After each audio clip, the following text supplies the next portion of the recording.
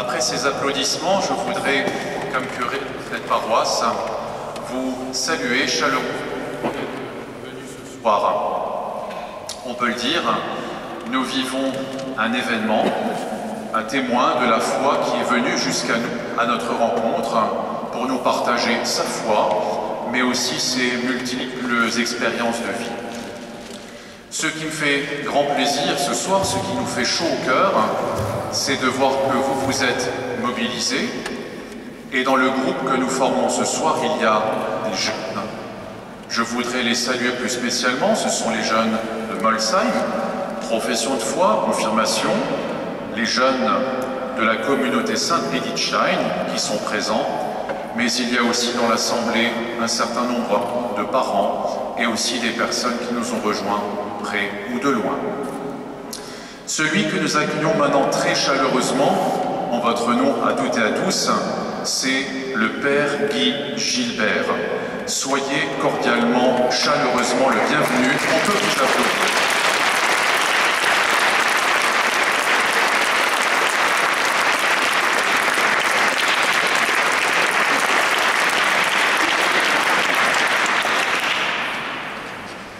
L'Alsace ne vous est pas étrangère, bien au contraire. Nous avons évoqué tout à l'heure avec vous un certain nombre de voyages que vous avez déjà fait en Alsace, très récemment encore dans le Nord, sur la communauté de paroisse de Schleital. Aujourd'hui, c'est parmi nous, c'est dans notre doyenné que vous êtes présents et nous ne pouvons que nous réjouir. On m'a demandé de vous présenter. Je ne sais pas que dire. Je ne sais pas que dire. Mais tout le monde sait, Père Guy Gilbert, que vous avez écrit des dizaines de livres, que vous êtes un éducateur, que vous avez parcouru le monde comme témoin de la foi pour annoncer votre foi. Vous en avez formé des jeunes, relevé des jeunes de la misère et tant d'autres choses. Pour cela, avec vous, nous ne pouvons que rendre grâce à Dieu. Avant de vous céder la parole, je voudrais tout d'abord encore céder ce micro à Monsieur Marc Marx. C'est grâce à toi, Marc, que nous devons la venue de Guy ce soir à Molsheim. Grand merci pour ce que tu as fait, pour ton implication. Au fur et à mesure de ces années, depuis le temps que nous nous connaissons, tu es devenu un ami. Et donc je voudrais aussi très sincèrement te remercier pour ce que tu as fait, pour ce que tu nous permets ce soir de vivre autour de Guy. Je te passe la parole. Merci beaucoup, Geoffrey. À mon tour, juste un petit mot pour vous rappeler l'essentiel de la soirée. Et d'abord me tourner vers Geoffrey pour tout simplement lui dire merci. Merci Geoffrey d'avoir dit oui pour cette rencontre avec le Père Guy Gilbert, d'avoir répondu si rapidement. Et merci aussi à toute l'équipe qui t'entoure, car il y a une longue préparation. Et donc, de tout cœur, merci pour cet accueil. Au nom du Père Guy Gilbert, bien sûr aussi, et de toute son équipe, parce que le Père Guy Gilbert ne vient jamais seul. Il y a avec lui Régis. Régis, je vais tout simplement te demander de venir un peu vers nous. Rapproche-toi un tout petit peu, tout le monde va pouvoir te voir. Voilà, c'est Régis, l'adjoint de Guy, qui l'accompagne régulièrement. Alors, ce que je voulais vous dire tout simplement, le Père Guy va prendre la parole pendant 45 minutes, il va vous parler du sujet. Puis ensuite, nous aurons un film qui va passer, et puis ce sera l'occasion du débat, questions, réponses, bien entendu. Je voudrais vous rappeler aussi que vous avez vu certainement que l'entrée est gratuite, bien entendu, qu'il y a un plateau. Et à la sortie de ce moment, vous serez sollicité par des personnes de la paroisse pour un don. Sachez que l'intégralité de ce don sera reversée aux œuvres du Père Guy Gilbert et pour un objectif bien particulier, parce que je suis certain que parmi vous, il y en a certains qui ont été à Rougon. Qui connaît la bergerie de Rougon? Il y a des doigts. Voilà. Donc, vous avez remarqué certainement que si la bâtisse est belle, il y a un chemin d'accès difficile et qui nécessite d'être refait. Et pour cela, nous avons besoin de 40 000 euros pour refaire l'intégralité, peut-être même un peu plus. Donc je voulais d'avance vous dire merci du fond du cœur pour le geste que vous ferez tout à l'heure en sortant, qui va simplement permettre d'avancer dans les projets en cours. Je crois que j'ai avoir tout dit, d'avoir rien oublié, sinon je reprendrai la parole. Je voulais simplement vous souhaiter une agréable soirée et rappeler le dernier livre de Guy. Il parle d'un vieux hibou. C'est un jeune hibou à qui je vais donner la parole maintenant. Agréable soirée.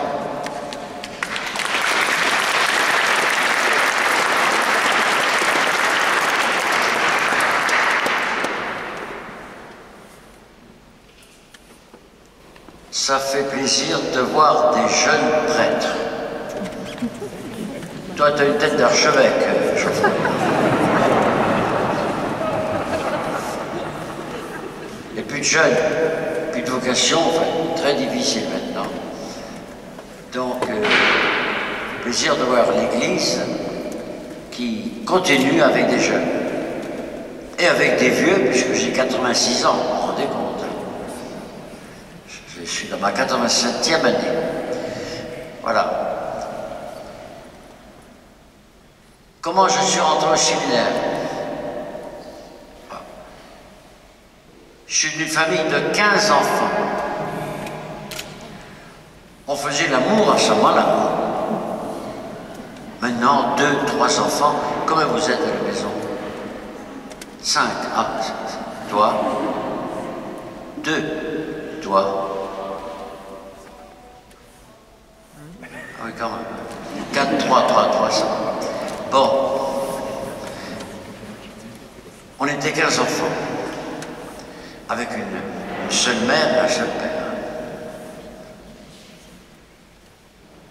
Maintenant, on se dit, comment peut-on élever 15 gosses? On a déjà 2 enfants, 3 enfants parfois, 4. Alors on se dit, cette femme est une vache, elle a déjà 4 enfants. 5, 6, alors là, ça n'existe plus. Dans le monde qu'on est aujourd'hui, les mètres carrés sociaux ont doublé. Donc on peut loger. On vivait dans une petite maison avec mon père et ma mère. Mon père était ouvrier. Petite maison. Il y avait 4 chambres. On était 15. Il y avait 2 chambres en haut. Une chambre pour une personne. On était 6 par chambre. On montait sur les lits pour aller dormir dans son truc. Hein. Bien. On a dit à ma mère, c'est ça que je voulais vous parler de la famille aujourd'hui. On a dit à ma mère, comment vous avez pu élever 12 enfants, 15 enfants? Ma mère a répondu, je les ai élevés les uns après les autres, comme des enfants uniques. Je pourrais vous dire une chose, c'est que je rêvais, adulte, prêtre, je l'ai pris beaucoup à droite et à gauche. Est-ce que vous entendez bien, là? Levez la main ceux qui entendent. Ben, ça va. Il y a des sourds qui n'ont pas levé la main, donc ça va.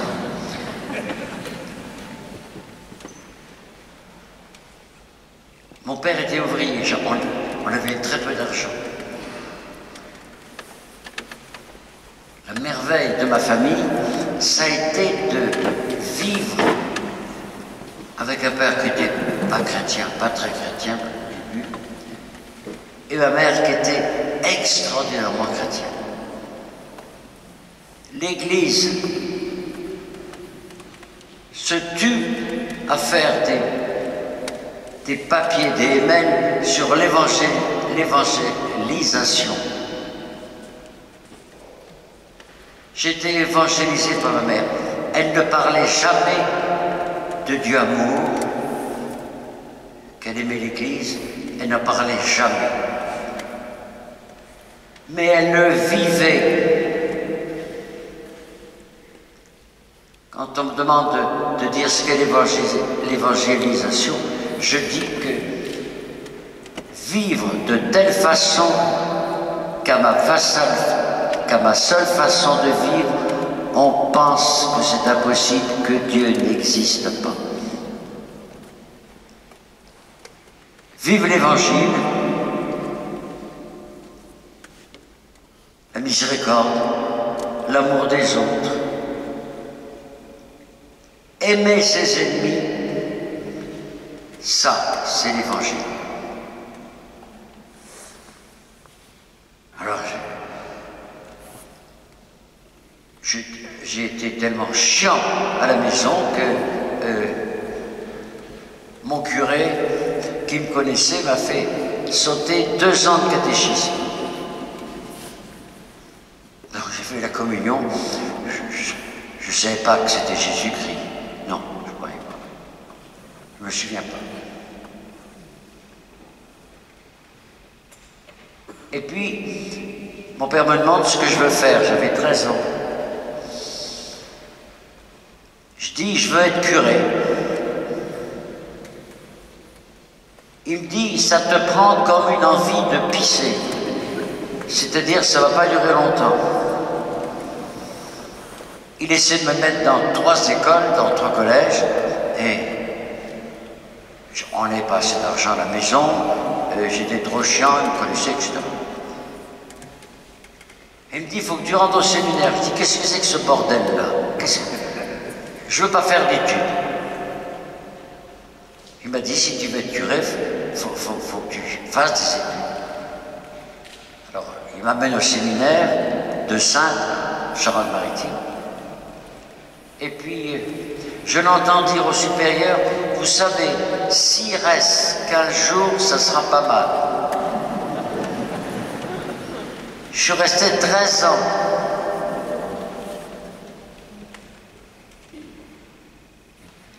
Coupé par la guerre d'Algérie, où j'étais obligé d'aller à la guerre en Algérie. Je ne voulais pas faire la guerre, tuer personne, enfin.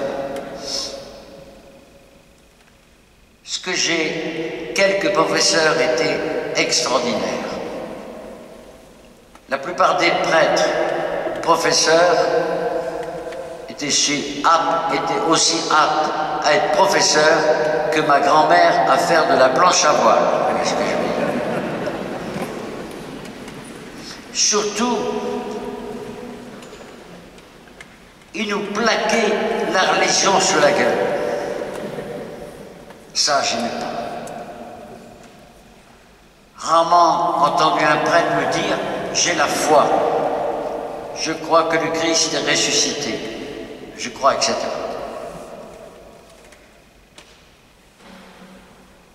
Et après 9 ans de séminaire, je vais pour la guerre. J'ai demandé d'être infirmier tout de suite parce que je ne voulais pas d'armes. Donc j'étais infirmier dans un village très très pauvre en Algérie.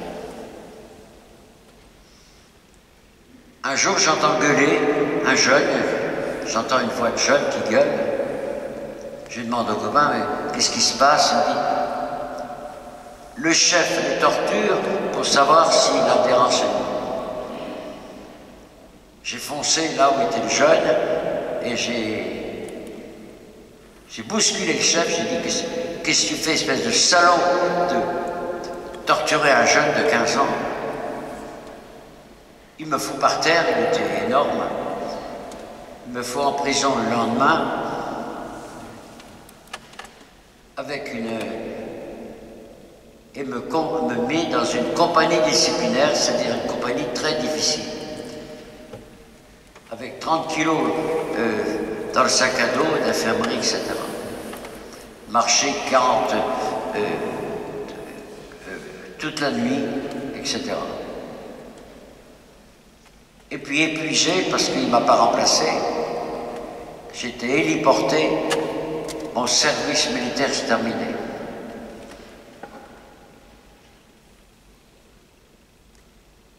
Malgré l'horreur de ce que j'ai vu en Algérie, torture, les massacres, me souviens, j'ai voulu terminer mon séminaire en Algérie. J'étais du diocèse de La Rochelle.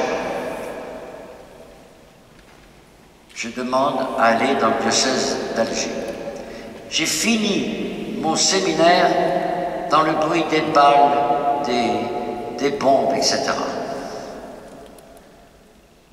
Et je suis nommé prêtre à Blida, 50 km d'Alger. J'étais pétri d'évangile, évidemment, en 13 ans d'études. Et je tombe dans un peuple musulman. Avant, il y avait 45 000 chrétiens à Blida, dans la ville. Et les musulmans, pour nous faire partir, avaient dit, les Arabes avaient dit, la valise ou le cercueil aux Européens. Tout le monde était parti, et plus personne dans l'église. Alors j'ai commencé à travailler avec des jeunes musulmans. Leur parler de ma religion, jamais. J'étais évangéliser un musulman, c'est difficile. Et puis voilà. J'ai fermé ma gueule pendant 5 ans. J'ai monté des clubs de musique, etc., un tas de choses. J'avais 200 jeunes musulmans à m'occuper. C'était passionnant. C'était la première rencontre avec des jeunes. Un soir, dans la rue, je rencontre un jeune, Alain, qui était de mariage mixte. Sa mère était allemande et son père arabe.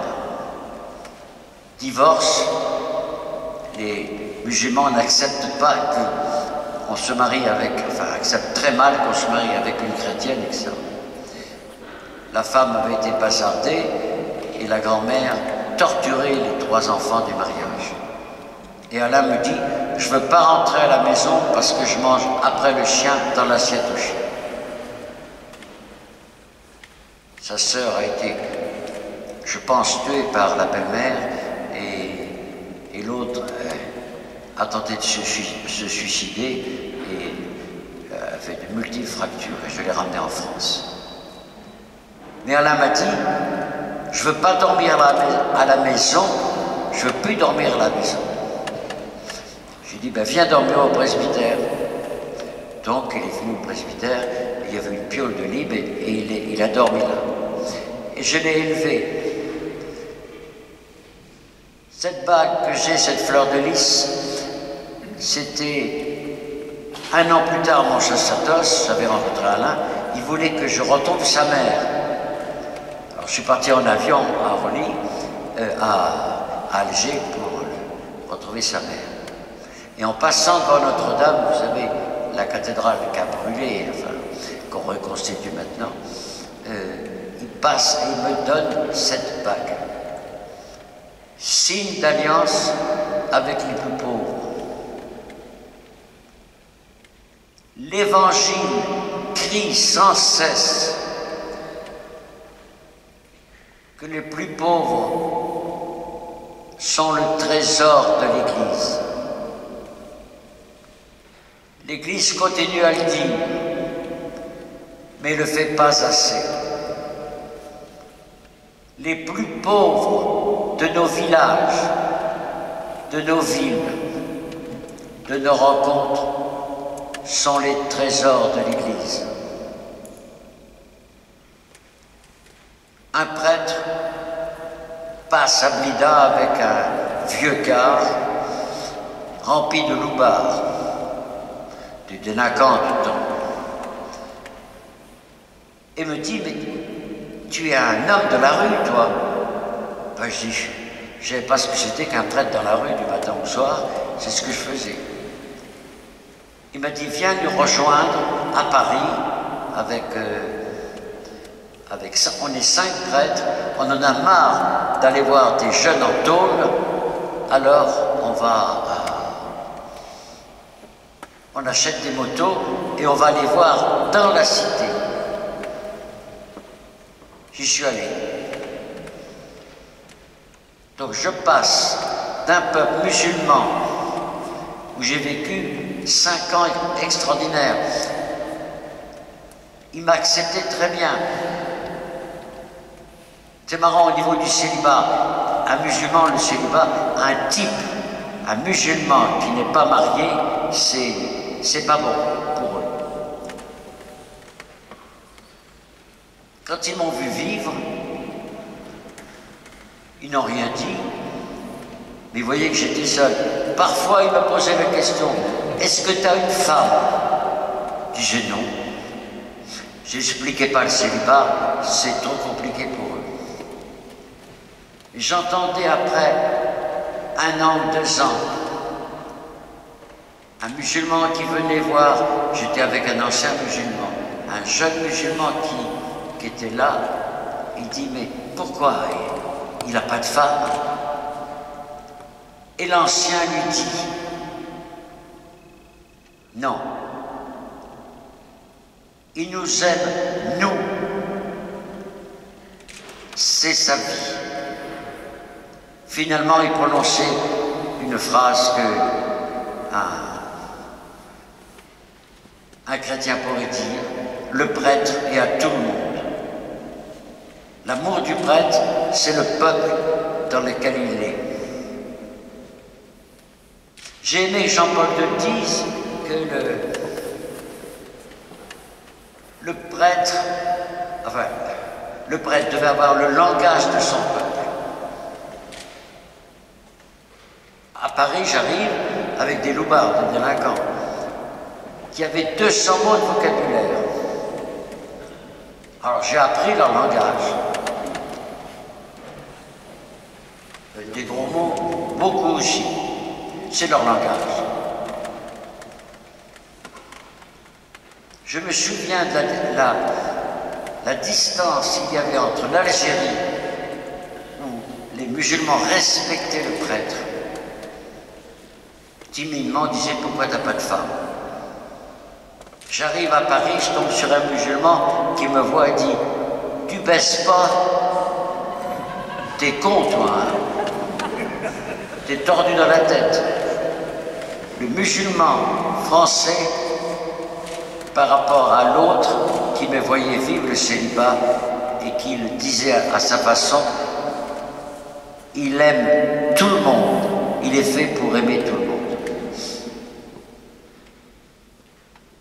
L'habit.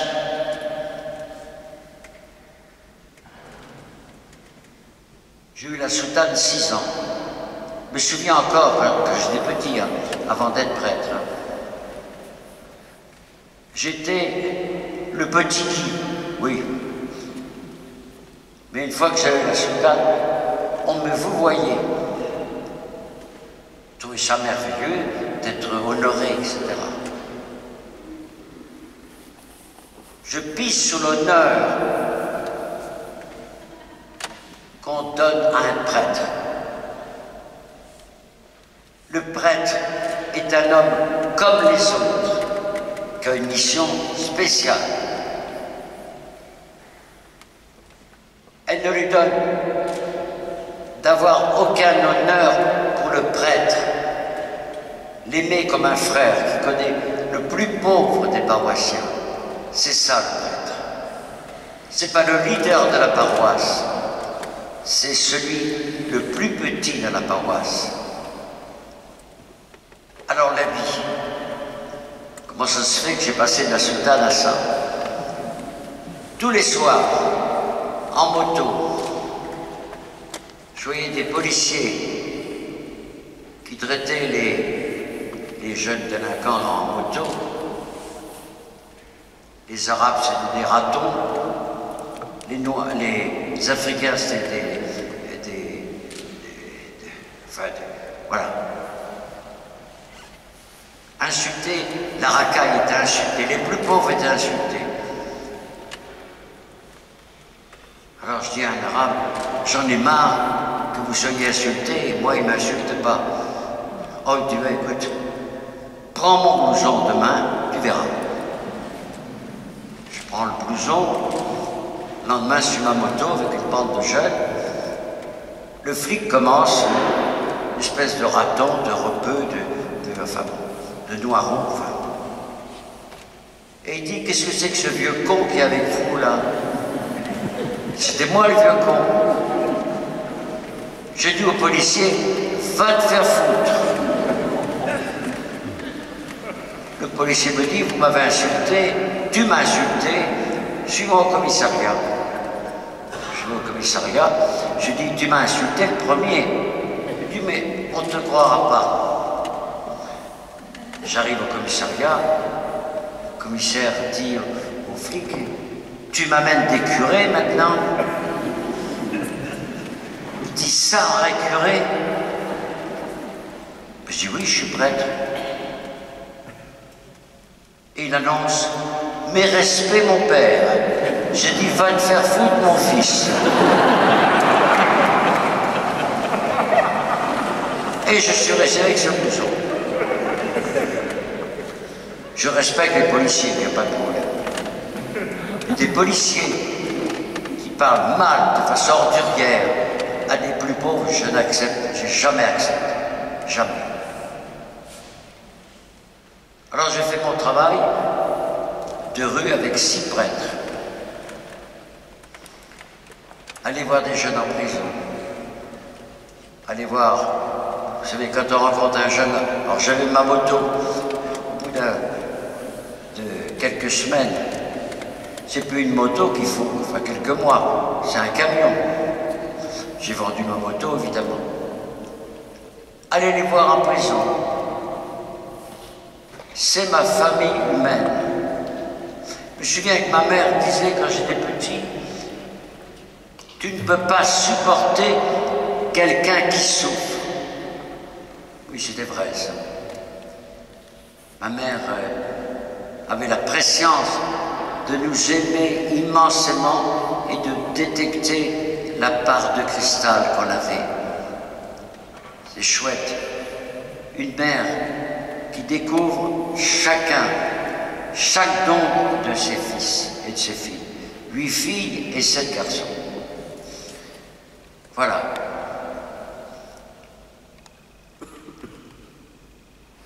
La famille, c'est la cellule la plus petite, la plus grande, la plus noble de notre temps. Elle est plus qu'abîmée maintenant qu'un homme et une femme, tous les deux donnant à l'enfant l'amour. À chaque fois que je bénis un couple, je les bénis pour leur demander au Seigneur la fidélité. Et je les bénis en leur disant, jamais vous ne rattraperez le temps que vous n'avez pas donné quand ils sont petits et adolescents. Jamais on rattrape ce temps. Je me souviens d'une femme, j'étais à l'aéroport d'Orly, une femme me demande de me voir, j'étais pressé, j'avais un rendez-vous, mais enfin bon, elle voulait absolument me voir, je la vois. Elle me dit, je reviens de voir mon fils en Angleterre. Il m'a ouvert la porte et il m'a dit, fous le camp. Fous le camp. Je ne veux plus te voir. Tu verras jamais tes petits-enfants. Et la femme me dit, effectivement, j'étais marié à un homme riche, on avait des réceptions souvent. Et j'ai pas eu le temps d'élever mon gosse. J'ai dit, je prierai pour toi, parce que pour retrouver, donner l'élan à cette femme qui était exclue de sa famille. Un jour, j'étais dans une conférence et celui qui m'avait demandé la conférence me dit simplement ceci. Mon fils a été arrêté parce qu'il vendait de la drogue avant-hier. Il était au commissariat. dis pourquoi? Il vendait de la drogue. Écoutez, c'est un chrétien convaincu, ce mec. Il me racontait sa vie après. J'ai dit, donne-moi ta vie un peu, savoir ce que tu vis, pour savoir quelle présence il avait auprès de son fils. Il me dit, le lundi, j'ai une réunion de pastoral. Le mardi, on va avec ma femme pour maigrir. Le mercredi, on va chez un psychologue pour savoir comment on parle à notre fils. Comment il faut écouter son fils et lui parler. Le vendredi, c'est les week-ends, ils sont crevés, samedi et dimanche. Le gars s'était pas aperçu que son fils fumait du shit et vendait de la drogue. Ils s'en étaient pas aperçus. Ils n'étaient pas là. J'ai dit, arrête ta putain de pastorale immédiatement. Il avait 2 ou 3 réunions de pastorale par semaine. Ton boulot, c'est d'être avec ton gosse d'abord, avec ta femme.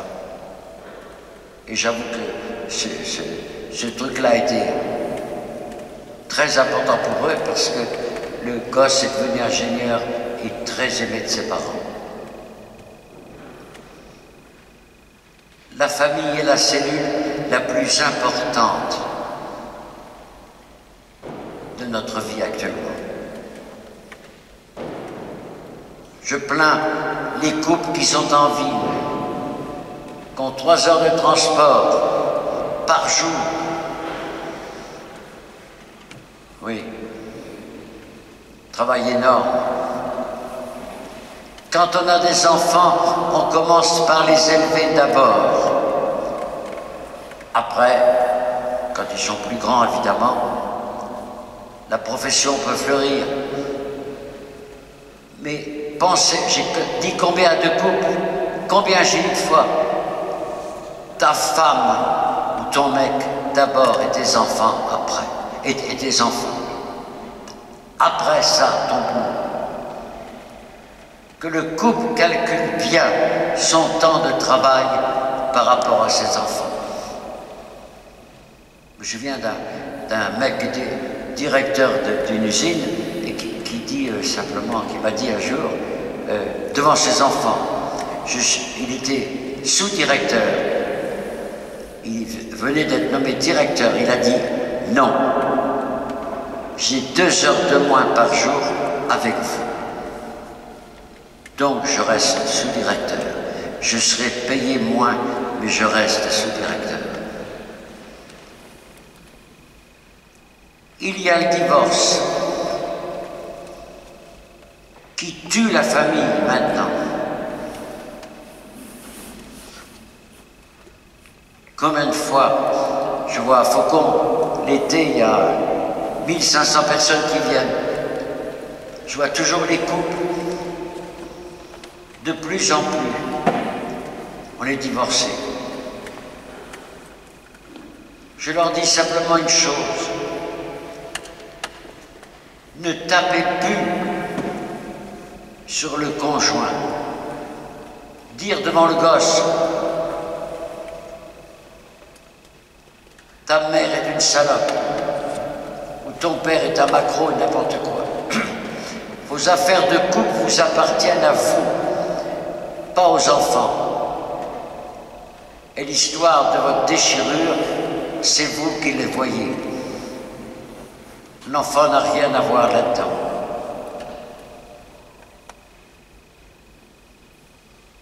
Je vois souvent de plus en plus de couples, en les aidant évidemment, ou revenir, ou au moins respecter le gosse devant l'autre. Je viens d'un jeune qui me dit un jour, c'est marrant, dans ma famille, l'adulte c'est moi. Je n'accepte plus que mon père ou ma mère s'insultent devant moi. Je n'accepte plus. L'adulte c'était moi. Et je crois qu'il avait raison. Voilà. La famille d'abord. Pour l'enfant maintenant, vous le savez vous-même, vous qui êtes devant, qui êtes des ados, vous êtes certainement chiant dans la famille. Surtout le dernier arrivé, ça dans la famille, en général le dernier, c'est le plus chiant. Levez la main les plus chiantes là devant. Ah ben voilà. Baissez la main. Voilà. Prendre le temps d'aimer vos enfants pendant qu'ils sont là. Il y a une chose aussi qui m'a intéressé, après plusieurs conférences dans les villes, j'ai fait des conférences partout, dans les villes et dans les campagnes, c'est de voir, après la conférence, des jeunes me disent, on veut te voir qui, on veut discuter. Ils pensent vouloir discuter encore avec moi si la conférence les a intéressés. Je dis, venez. Une fois qu'ils sont réunis, je dis, qu'est-ce que tu veux faire, toi? Toi.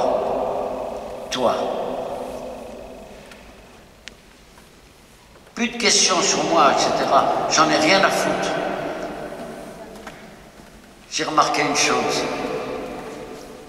Quand on est dans les grandes villes, c'est les jeunes veulent être ingénieurs, etc. Voilà. Ils demandent gagner de l'argent. La pire des choses. Quand je suis avec des jeunes dans un petit village, j'entends le jeune dire, je vais être infirmier, je vais être vétérinaire, je vais être assistant maternelle. J'ai remarqué une énorme différence entre les petits villages et la ville. La ville, c'est le fric d'abord. Et dans le village, où il y a des rapports humains, c'est des métiers humains. Voilà. Une chose pour la foi. Jeunes, vous allez à la messe. Combien de fois j'ai vu des jeunes qui montent à l'hôtel, qui à quatre pattes, qui se démerdent, qui braillent leur race, enfin, etc. Ils sont ravis d'être là. Adolescents, non. Ils ne veulent plus aller à la messe. Et le terrible, c'est quand les parents les forcent d'aller vraiment à la messe. Je pense que c'est pas bon. Adolescents, on se pose des questions, énormément, 14, 15 ans, etc. On cherche. La foi n'est pas encore, ne pénètre pas à l'intérieur. Donc c'est difficile d'aller à une église. J'entends encore cette réflexion.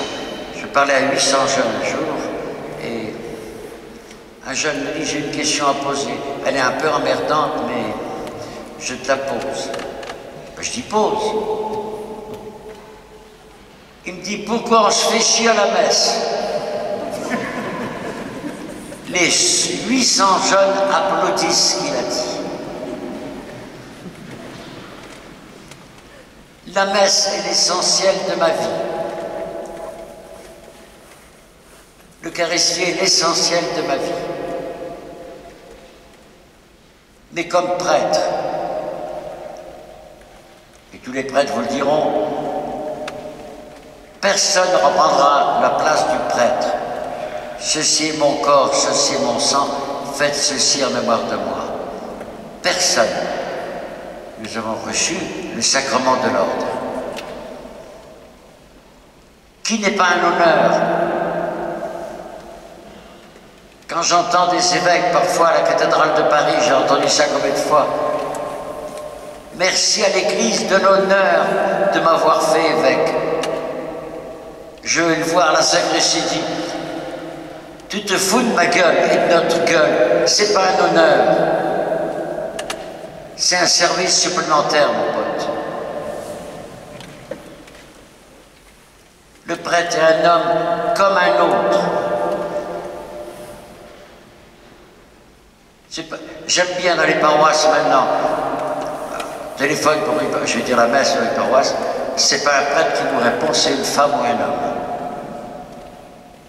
Les aumôneries de prison, c'est une femme qui est directrice de l'aumônerie de prison. Les hôpitaux, voilà. Ce qui fait que je pense que le pape François a raison,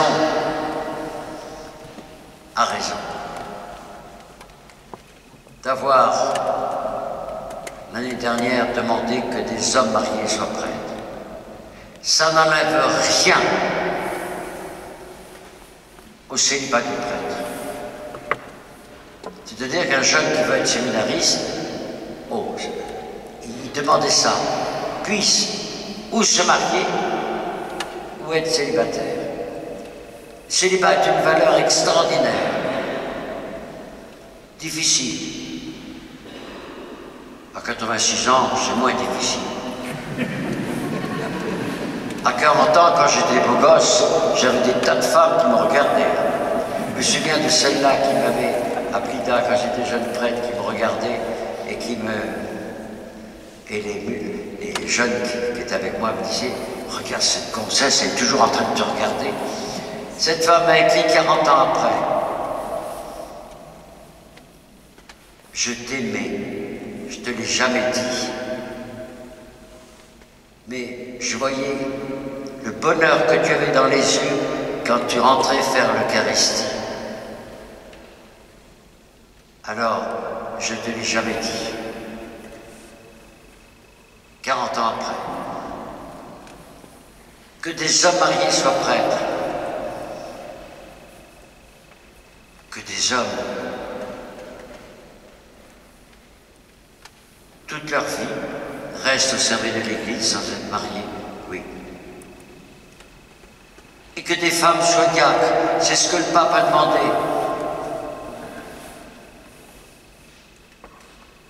Les hommes et les femmes doivent gouverner l'Église et enseigner l'Église. Je connais des femmes qui sont licenciées en théologie, etc. Que la femme soit diacre, qu'elle puisse baptiser, marier et prêcher. Et je téléphonerai au pape François pour lui dire, comme elles sont bavardes, pas plus de 3 minutes.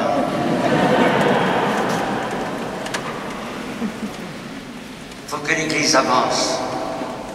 Et puis peut-être qu'elles sont cardinales, hein. Peut-être pas forcément prêtres. Et quand elles sont cardinales, qu'elles se mettent en pantalon rouge au milieu des jupes rouges des cardinaux. Ça serait très bon.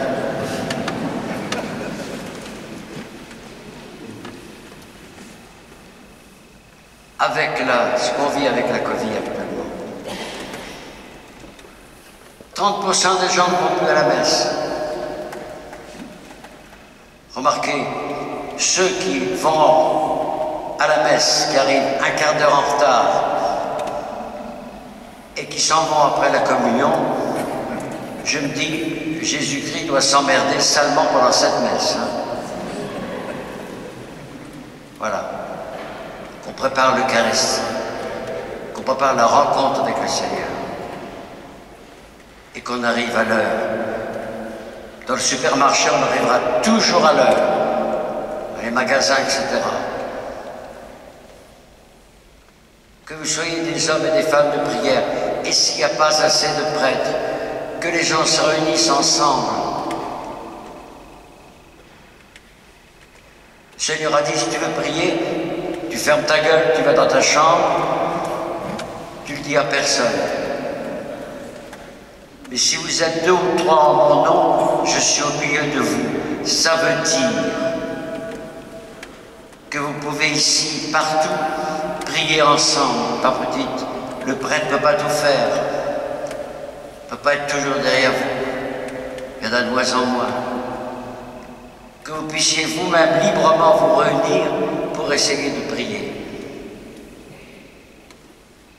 Voilà ce que je voulais vous dire. Je fais partie de la famille de l'Église. J'aime l'Église. L'Église me fait confiance pour me me permettre de vivre ma vie d'éducateur, coller ma vie de prêtre. Je déteste que les gens me disent, mais comment pouvez-vous être éducateur et prêtre? C'est le sens des plus pauvres, puisque je n'avais le charisme d'aller vers eux. Mais tous les prêtres ont ce charisme. Moi spécialement, les plus pauvres des pauvres. J'ai dû aller dans 150 prisons en France. Quand je m'en vais dans une ville, je demande toujours d'aller voir les prisonniers. Je demande une Eucharistie à la paroisse, c'est possible. Voir les prisonniers aussi. Et la conférence, évidemment. Dernière histoire avant de vous montrer les photos de mon travail d'éducateur. Un jour, j'étais voir des contemplatives, de bonnes sœurs qui ferment leur gueule, toute leur vie, qui sont enfermées. Voilà. Et la mère supérieure me dit, venez, venez, venez. Et un mec me dit, qu'est-ce que tu vas faire avec, que tu vois des bonnes sœurs dans un couvent? Mais c'est toutes les tortues de l'église, les bancales, les œils crevés, etc., les divorcés, enfin tout. Ah ben j'ai dit oui, puisque tu es bien renseigné, ben, tu veux venir? Il me dit oui, et toute la bande vient avec moi. J'ai fait la mère supérieure, je dis écoutez, les jeunes veulent vous voir. Alors, on arrive au couvent, il y a un mec qui me disait qu'elle était toute tordue, il me prend l'oreille, il me dit regarde cette gonzesse, quel canon! C'était la mère supérieure. Alors on discute. Oui, les bonnes sœurs n'ont pas parlé de cheminement, de tout ça, etc. Les tours d'église. J'ai essayé de traduire ce qu'elle racontait. Et puis à la fin, elle dit, mais alors, quand vous voulez aller voir vos copains, est-ce que vous allez voir souvent les copains, etc. Alors la bonne sœur dit, non, on n'a pas le droit, on est à vie. Vous êtes emprisonné, volontairement pour Dieu. Et la bonne sœur de 86 ans dit, il demande à un gars, elle dit, et vous allez voir personne? Elle dit, vous savez, à 86 ans, monter le mur de 3 mètres, la barrière du couvent, non, impossible. Chacun son charisme. Respectons notre voisin. Respectons celui dont personne ne veut. Respectons celui ou celle qui est seul et qui a vécu très difficilement ce confinement et qui continue à le vivre. Aimez-vous. Aimez celui que personne n'aime. Allez dans la famille vers l'enfant le moins doué, le moins beau. Ne jamais mettre en valeur le plus intelligent. Ça abaisse les autres. Et ça les conduit jusqu'à l'âge adulte. Ils se souviendront qu'ils ont été moins aimés que les autres. Que ce temps de dimanche, demain, je dirais la messe avec une grande joie. On me demande souvent quel est le moment le plus important de ta vie. C'est le jour où je fais l'Eucharistie. C'est tous les jours. Faire descendre le Seigneur dans mes mains de pauvre, c'est la plus grande joie de ma vie. Demain, à 10h30, je crois, nous vivrons ensemble cette joie. Amen.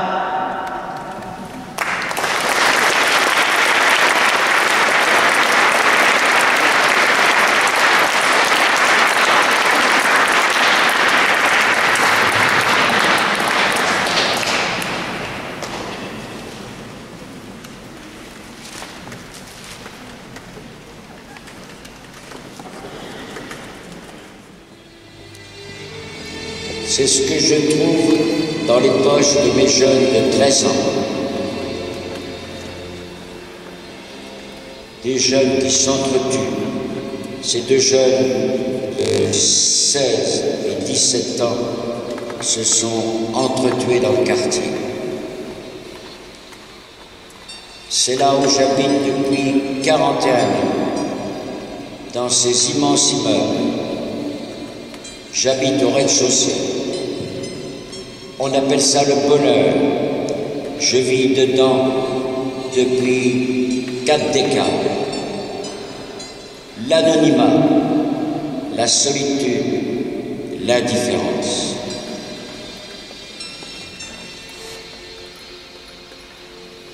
C'est dingue que les humains vivent les uns sur les autres. Les jeunes sont refoulés à la rue, c'est pour ça qu'on les appelle des jeunes de la rue. Ils attendent de leurs parents et de la société un roc. Et ils ont du sable.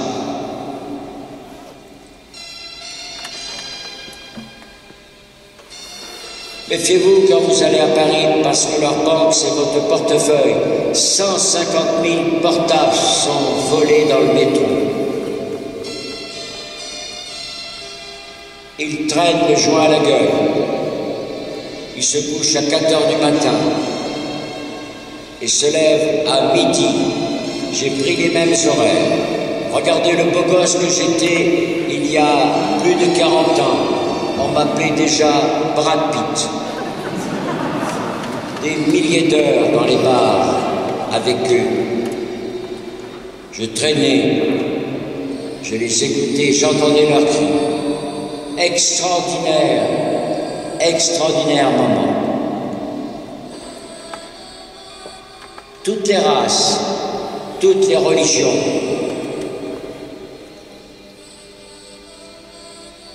« 670 meurtres, 15 viols par semaine. C'est ce que la télémassacre nous apprend. La puissance de l'image sur eux est phénoménale. Dès l'âge de 9 ans, ils commencent. Et certains violent de 13-14 ans une fille à plusieurs. Les crimes sexuels se multiplient. Partout, souvenez-vous de Julie et Mélissa, elles avaient 8 ans, elles ont été violées pendant des mois et mortes de faim dans la cave de Dutroux. J'entends toujours dire que c'est la famille qui tue le jeune. La société peut le tuer par le chômage, en lui donnant aucun avenir. Les flics, ils détestent, ainsi que la justice.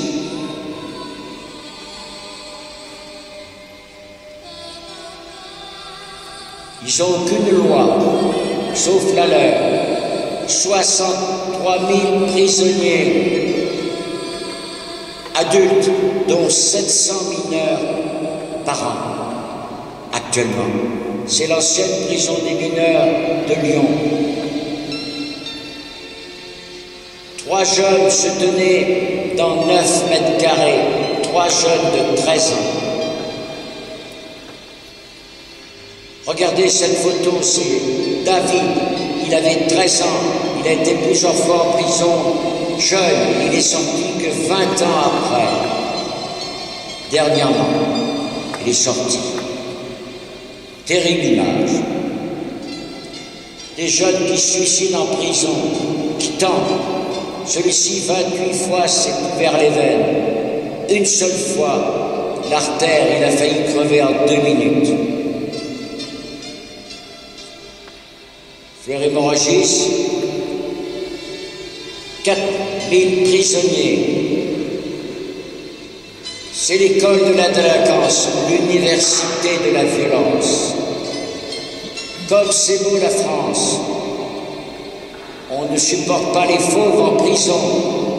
Alors, 1 hectare par lion, bravo la France.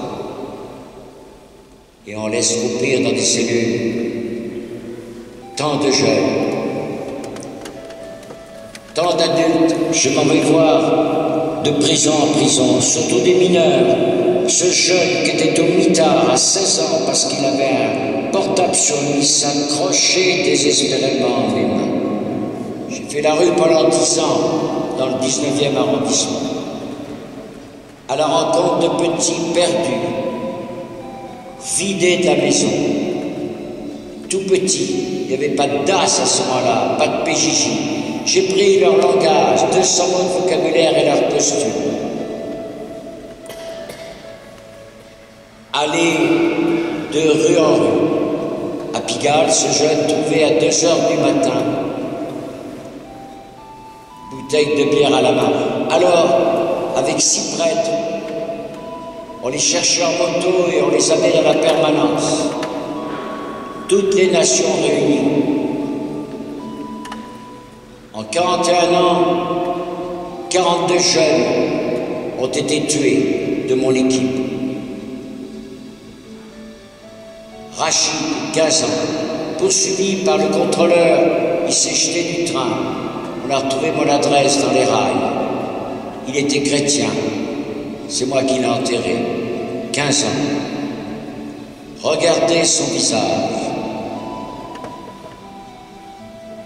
Son visage de 15 ans. Son visage d'espérance. Une fille enceinte, parce qu'elle avait été violée, m'avait dit « Je ne vais pas me faire avorter et j'en veux pas. » Eh bien j'ai dit « Je te l'élève, moi. » J'ai dit ça comme ça par hasard. 6 mois plus tard, elle m'amène la fille dans mon lit. Au milieu des ténèbres de la rue, de la ville, il y a des lueurs d'espérance. Écoutez les jeunes, écoutez-les jusqu'au bout. Un soir, une bande m'a dit « Allez Guy, cherche une ruine loin de Paris, on la bâtira avec nos mains et avec de vraies pierres. » Et je suis parti avec eux, et gangsters et vagabonds. Et nous avons atterri dans les Alpes de Provence. Magnifique région. Pour chercher la ruine et enfin la trouver. Et c'est dans les gorges Verdon que nous avons trouvé avec 4 jeunes et un clochard trouvé en route la ruine de Lorraine. Une bonne vieille m'avait donné 50 000 francs et elle valait juste 50 000 francs. Pour une ruine, c'est une très belle ruine. Et il m'avait dit, on reconstruira avec nos mains et nos vraies pierres. Un jeune m'a dit à cet endroit-là, ce jour-là, quand je l'ai acheté. Je disais, mais comment va-t-on payer ça? Il m'a dit, je ne suis pas chrétien, mais ton Dieu aime les pauvres, il t'aidera à trouver l'oseille. Nos jeunes ont besoin d'adultes fidèles, travailleurs, qui leur passent des valeurs communes très importantes. Monter des murs, il faut du temps. C'est pas à toute vitesse qu'on monte des murs.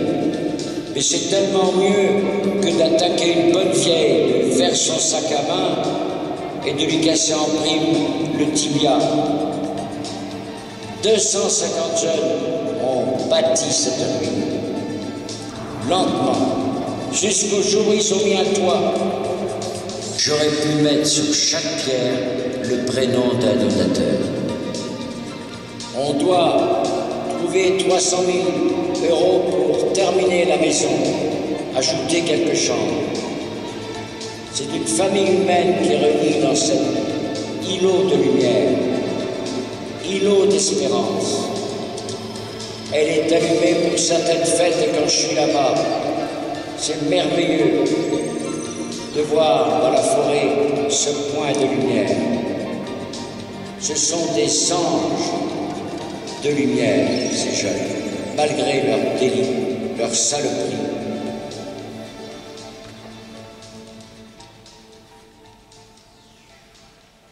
Entrons dans la maison.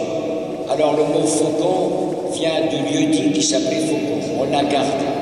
Il y avait pas mal de faucons qui traînaient partout. Et qui traînent toujours d'ailleurs. On a tout construit nous-mêmes. Tout, absolument. Une quinzaine de jeunes, plus tard, se sont mariés et sont dans la région. Avec un travail. Ça, c'était le dortoir du garçon, masque à gaz obligatoire pour y rentrer de l'odeur. Quand au piole des filles, il faut y rentrer en hélicoptère vu le bordel. Sous ces voûtes qu'on a reconstituées, on a trouvé une pièce d'or 1796 qui authentifiait l'origine de la maison. Le jeune arrive, paumé, il prend des sous et il va nourrir les bêtes. C'est peuplé de bêtes, cette ruine. Toutes sortes de bêtes à quatre pattes, un petit marcassin abandonné par sa mère, qui est devenu Popeye, merveilleux d'amour. Quand les jeunes voient la tendresse que la mère a pour ses petits, combien de fois ils me disent « Ma mère ne m'aimait pas ». Alors ils ont une espèce de culte de la bête. Là, ça c'est le baiser du matin du Popeye. Chiquita et Paola, chouette, l'amour qu'ils portent aux bêtes. Ah, ils aiment les petites bêtes. Ils s'amusent avec, ils travaillent avec, ils s'amusent avec. Et la bête se laisse faire. La bufflonne aimée des gars et des filles beaucoup. Obama, c'est un de nos chameaux. Obama magnifique, qui se met à genoux devant l'église. Nous pratiquons la zoothérapie. Nous avons 130 races différentes. Ça, c'est Ben Laden. C'est le chameau qui nous mord toujours, mais qui se réconcilie avec nous, enfin. Regardez le sourire des jeunes avec leurs bestiaux. Ils adorent la fragilité des petites bêtes. Et il leur parle, ce mec me disait, combien de fois ma mère ne m'a jamais dit je t'aime. Elle m'a caressé pour enlever ma merde et ma pisse uniquement. Ah, les bêtes se sentent aimées quelque part. L'autruche, c'est con comme un archevêque. Un mec arrive de prison, de Fleury, et me dit « Je veux pas voir les lapins en prison ». Alors il en a lâché 72. J'ai dit « On va te construire un palais pour tes putains de lapins ». Ça, c'est les gros mots. L'amour des bêtes, avant de passer à l'amour des gens. La bête ne ment pas, ne triche pas, c'est ce qu'ils me disent toujours. Ils connaissent leur prénom et la couleur de leurs yeux avant nos prénoms et la couleur des nôtres. Le taxi avec lui, un buffle qu'on aimait immensément, qui nous servait de taxi, et les mecs l'adoraient. La beauté les fait grandir. Dans cette parcelle magnifique des Hauts-de-Provence. Beaucoup de clébards, du race-mère de Bourras, des chiens dont ils admirent la fidélité et sacrée pour eux. On a dérivé le torrent pour mettre des truites. Et la pêche est bonne.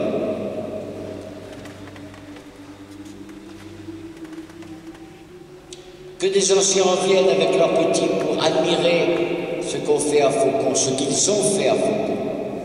Un totem qu'un mec a mis 1 an et demi à faire. Un ancien pigeonnier fait artistiquement par Christian, notre éducateur qui est parti vers le ciel il n'y a pas longtemps. Ce sont les fleurs du Faucon, de très belles fleurs. Un hiver très rude, moins 18 degrés. Un été superbe, 35, 37, 38 degrés, évidemment. Alors je bosse avec eux. Enfin, je fais semblant de bosser avec eux. L'intégration. L'école maternelle vient passer une après-midi chaque année avec nous. C'est une magnifique rencontre avec des loupards de ce temps. Ça, c'est l'intégration. L'été, ils vont se baigner dans le torrent à côté et dans la piscine d'un voisin, admirer ma musculature à gauche. Les gendarmes avaient oublié de fermer leur fourgon. Ils n'ont plus jamais oublié. Ils jouent en travaillant. Des fêtes nombreuses, rassemblements de jeunes. Les scouts qui viennent nous aider l'été, c'est magnifique. La réunion de chaque mois, c'est une réunion où ils sont jugés sur leurs valeurs, sur la façon dont ils ont été conviviaux. Ils peuvent avoir de 30 € à 150 €. Ce n'est pas les muscles, leurs muscles l'attendent. C'est leur cœur, leur côté fraternel. Quand un jeune adolescent regarde en face, c'est merveilleux. Ça veut dire qu'il a confiance. Ça veut dire qu'on l'a responsabilisé. Ça veut dire qu'il vole doucement vers enfin la vie. Le silence, nos jeunes ont besoin immense de silence. À cause d'Internet, etc., le pétrole, le P4. Ils ont besoin d'aimer les vieux qui sont la source vivante d'une famille. C'est ça, les fruits de Faucon. Et j'espère que ce sont vos fruits vous-même dans votre entourage. L'évêque était venu me voir, l'évêque est à gauche. Il m'a confié cette vieille chapelle en disant, il y a 7 vieilles qui ont été sourdes et aveugles. Vas-y là-bas, pour dire la mère de temps en temps. Alors il n'y avait personne au début.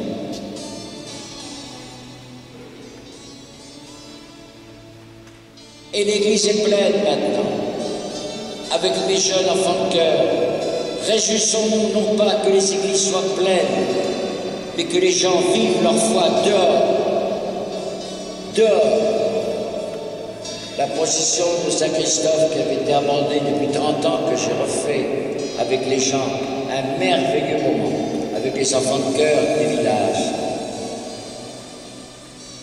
Et religieux et laïcs, des motards de toute la France viennent avec nous pour pétarder dans le village et mener la procession. Tous les ans, nous faisons une fête avec les animaux pour réunir les gens du village. 400 personnes sont là tous les ans pour fêter l'intégration. Ça se termine par un feu d'artifice magnifique offert toujours par un ancien qui m'a dit « J'ai vécu une grande lumière, qu'elle se multiplie maintenant. »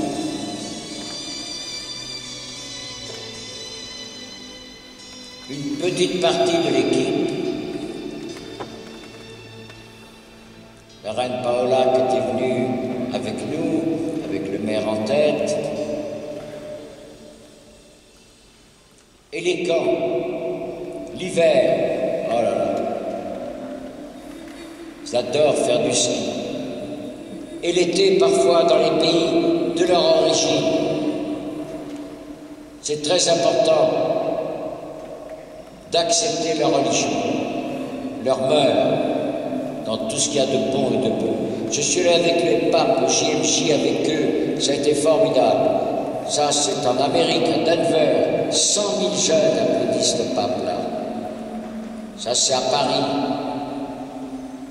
1 million de jeunes.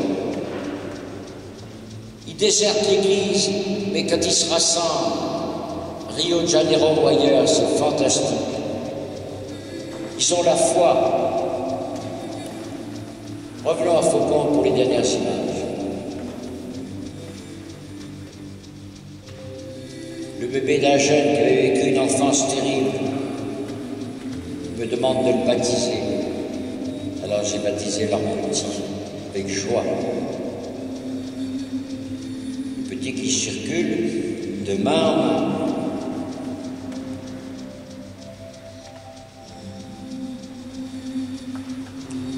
Sylvie, qui était une fille qui adorait Thomas, le Shetland, est morte dans la rue avec son compagnon.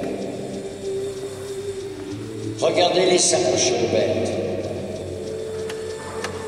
C'est important le passage des bêtes à la personne humaine. Capital. Certains leur parlent.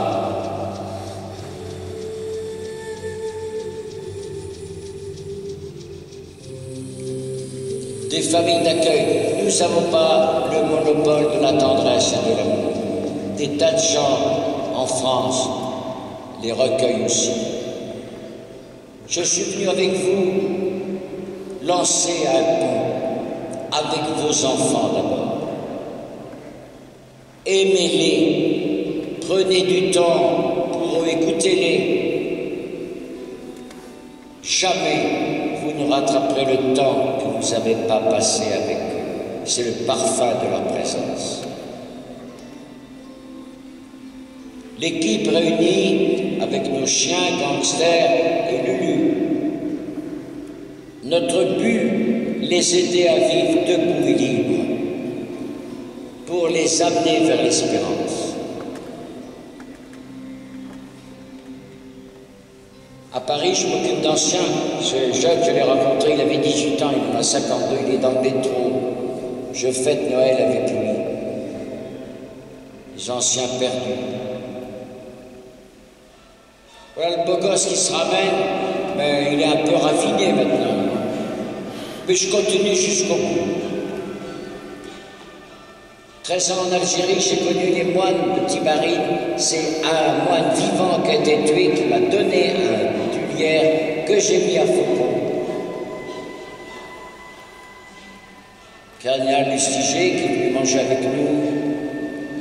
Je suis prêtre au milieu de tous les prêtres. Simplement avec mes dons, comme tous ceux de mes frères prêtres qui ont leurs dons, leurs propres dons. Pas plus. Avec Jean-Paul II, ça a été une rencontre merveilleuse avec ce vieux Benoît XVI. Cette statue, je l'ai mis à Faucon il y a longtemps, 41 ans, c'est une statue cassée dans une poubelle qu'un musulman reconstitué m'a offert. Signe merveilleux de communion. Heureusement que je prends 2 jours, tous les 10 jours, pour partir en traite chez les moines, pour retrouver la paix parmi ces cris d'angoisse, de colère et de haine.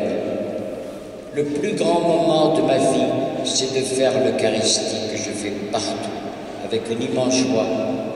Ça me donne le secret de l'amour que le Seigneur me donne, que j'ai reçu dans mon enfance et que je donne maintenant au nom de Dieu.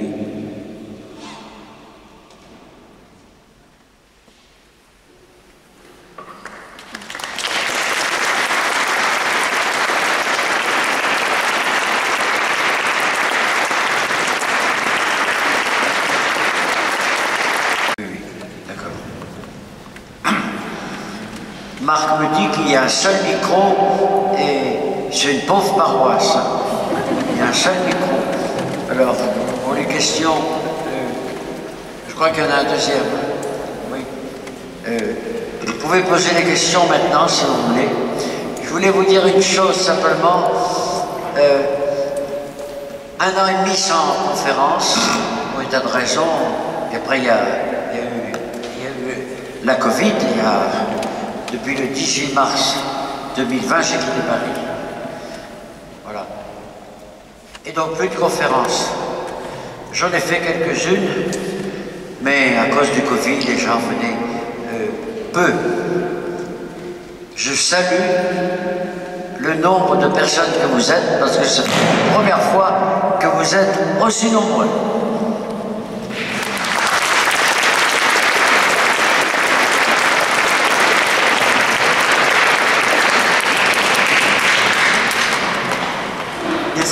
Qui est-ce qui souhaiterait poser la première question?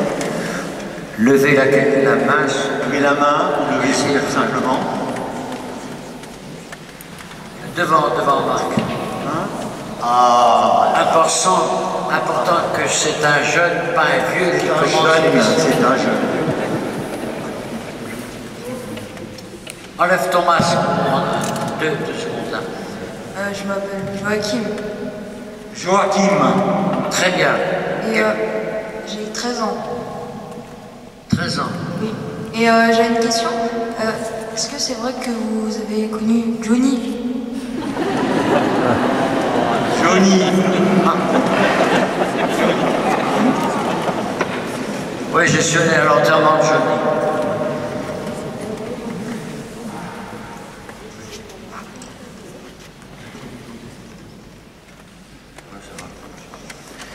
Je suis allé à l'enterrement de Johnny. Non, je ne le connaissais pas. Je voulais le connaître. 2 fois, il m'avait invité pour aller le voir. Et il y avait 2 mecs qui étaient tellement chiants que je ne pouvais pas me libérer, je n'ai pas pu y aller. J'aurais voulu le connaître. Mais j'ai connu je l'ai enterré. J'ai fait encenser son corps par Laetitia et les 2 enfants. En faisant une connerie, j'aurais dû permettre à David et sa sœur de l'encenser. Que dans un enterrement, je refuse, j'encense le corps, évidemment. Mais je fais encenser le corps par les plus proches de la famille. Très important ça. Que le prêtre ne fasse pas tout, mais qu'il partage le deuil avec les gens. Voilà. Alors j'y suis allé. C'est tout. J'aimais bien Johnny parce que il a fait des paroles magnifiques sur les prisonniers. Il a fait des paroles magnifiques sur les gens qui sont divorcés, séparés, etc. Il parlait d'amour et il a été abandonné à l'âge de 6 mois, de 6 ans. Donc il avait vécu une tragédie familiale très grande. Voilà. Applaudissez la première question.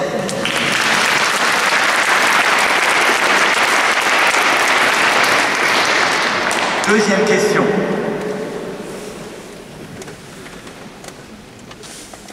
Levez la main pour les questions, n'ayez pas peur. Marc a des vieilles jambes, mais voilà. Vous levez la main et foncez.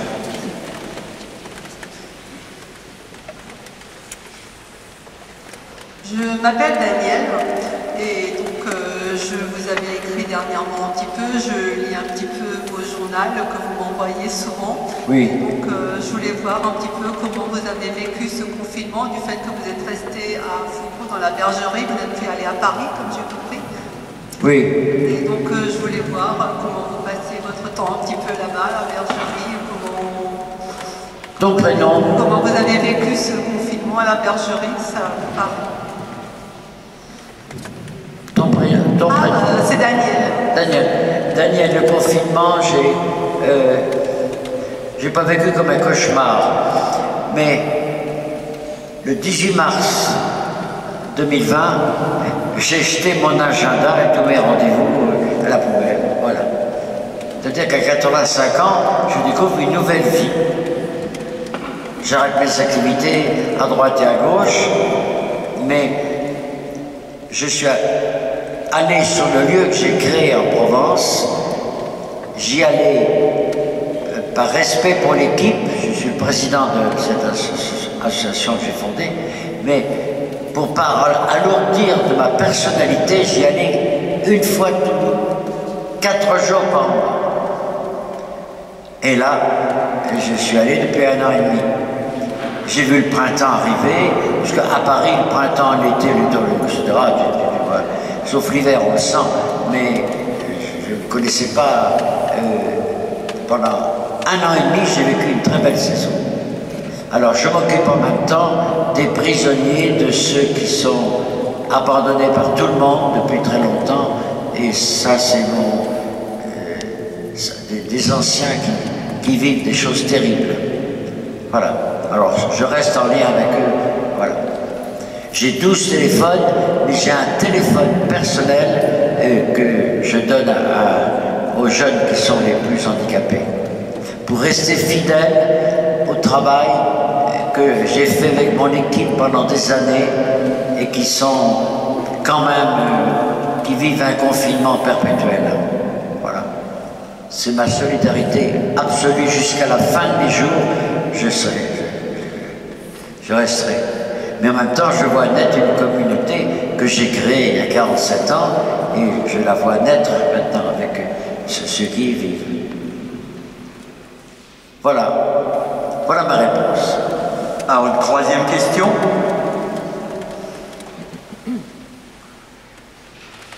Il y a un bras qui se lève. N'ayez pas peur, parce qu'après la conférence, vous avez 1000 questions. Vous pouvez les poser là à tout le monde, c'est très bien. Et puis l'église est très sonore, excellente. Oui, bonsoir Séverine. Je voulais vous poser une question par rapport aux réseaux sociaux, l'Internet et l'addiction des jeunes sur les écrans et les réseaux sociaux. Qu'est-ce qu'on peut faire en tant que parents pour les en détacher? Attends, j'ai pas bien compris. Répète lentement, j'ai pas bien compris. En fait, beaucoup de jeunes sont addicts aux écrans, aux réseaux sociaux. Oui. Et en tant que parents, qu'est-ce qu'on peut faire pour les en détourner un petit peu? Et ton prénom c'est? Séverine. Cédrine. Séverine. Oui. Écoute, avant, quand un jeune fait une connerie, il est puni. Nous avons une loi très stricte. Des jeunes qui arrivent de partout, jamais on leur a dit non. La première fois, on leur dit non. Alors là, c'est terrible. Mais les punitions les pires, c'est de... Ils ont droit à Internet une heure par jour. C'est d'enlever Internet. Voilà. Nous sommes dans un monde où le jeune a besoin de communiquer. Mais il communique avec son téléphone sans cesse. Quand je vais dans un restaurant, que je vois un jeune qui bouffe avec, je pense, ses parents, et qui regarde son portable, je lui frappe sur le dos, je dis, tu bouffes avec ton portable. Alors le père dit, arrête ton truc, etc. Mais il aurait dû dire ça avant. Voilà. Un jour, j'étais dans une famille, j'avais vu, il y avait 5 gosses magnifiques. Le soir, on mange, et il y en a un qui manquait, Philippe. Je dis, oui, sa mère me dit, il est sur Internet. Je dis, mais je crois qu'il est en pension. Et on était le samedi, je crois. Ah oui, mais on ne le voit pas, et le week-end, il est sur Internet. J'ai dit, je vais essayer de retrouver son putain d'Internet. Je monte, je dis, écoute Philippe, je mange pas, puisque tu n'es pas là. Il dit, mais ma mère m'amène un casse-croûte. J'ai dit, va te faire foutre, tu n'auras pas de casse-croûte. J'ai dit à ta mère de rien t'amener. Je descends avec Philippe, et la mère dit, c'est un miracle. Je dis, c'est un putain de miracle, parce que quand il était jeune, tu lui as pas dit, maintenant c'est fini, on est ensemble, on mange ensemble, pas de télé, pas d'internet, etc. Ça, c'est la nouvelle culture des jeunes. Elle peut être très dangereuse, mais elle peut être aussi très bonne. À la famille de gérer ça, c'est tout. Tout petit, tu arrêtes Internet, par exemple, c'est fini. C'est fini. Voilà. C'est une bonne question. Et pour les jeunes qui sont devant, c'est peut-être une bonne réponse. Allez. Alors, il y a une quatrième question qui vient de la part du prêtre ici, qui est à côté de moi, de Geoffrey, qui souhaite poser une question au chanoine. Voilà. Moi, c'est aux confrères, aux prêtres que je voudrais m'adresser. J'ai envie de dire, j'en profite ce soir parce qu'on s'était croisés une première fois, c'était à Lourdes, c'était en 2014, oui. Lorsque Jean-Paul II était en pèlerinage, on n'a pas eu l'occasion d'échanger. Ce soir, j'ai eu l'occasion de vous rencontrer, de discuter avec vous et du haut de mes 40 ans, j'ai été frappé par votre tonus spirituel, tout ce que vous avez fait, entrepris dans votre vie comme éducateur et comme prêtre. Quel serait le conseil que vous donneriez aux jeunes prêtres que nous sommes, sachant qu'aujourd'hui, bon nombre de prêtres connaissent des difficultés, que ce soit des dépressions, que ce soit des burn-out, de nous donner voilà quelques pistes, quelques jalons pour que, comme vous, nous puissions durer dans le ministère. Première question, frère bien-aimé, c'est aime ton évêque. Perce-lui les entrailles pour lui dire parle-nous. Un évêque, moi j'ai connu le cardinal Duval en Algérie. Il avait des prêtres à ce moment-là, pas mal. Hein. Tu allais le voir, il était présent, il abandonnait tout pour ses prêtres. Tout. Il m'écrivait souvent parce qu'il voyait que mon métier est périlleux, pas ma vocation de prêtre, mais dans la rue, les tentations sont multiples. Et le cardinal Marty, Lustiger, a fait la même chose. Pour moi, ils savent que c'est difficile d'avoir un métier à plein temps et d'être prêtre en même temps. On l'a vu pour les prêtres ouvriers, etc. Pour que le prêtre reste profondément prêtre. Que tu puisses avoir un temps de prière important. Tu puisses écouter longuement. Fermer ta gueule plus que parler. C'est très important ça. Les gens ont besoin, je vois l'été, tu vois, ils viennent, me racontent leur malheur. J'ai immensément aimé la phrase de Don Bosco demandait à sa mère qu'est-ce que c'est qu'un prêtre. Et il a répondu, alors moi ça m'a scié, j'étais jeune, hein, c'est souffrir, souffrir et souffrir. Si je vais voir le prêtre, pas pour leur dire tout va bien, on fait l'amour magnifiquement avec ma femme, on a des enfants adorables. Non, un enfant pousse mal dans le couple, on va se séparer, etc. Tous les emmerdements possibles, tu les auras dans la gueule. C'est ça le rôle du prêtre. Offrir ça le soir au Seigneur, je dis maintenant Seigneur, j'ai écouté, démerde-toi. Voilà. C'est tout. Prends tout et j'ai compris le mot de souffrance du prêtre. C'est très important ça. Et puis, accepter que des gens veuillent le latin. Vivre en église tous les courants qui se passent actuellement. Voilà. Ne pas être l'homme d'un apostolat précis. Être ouvert à tous les apostolats possibles.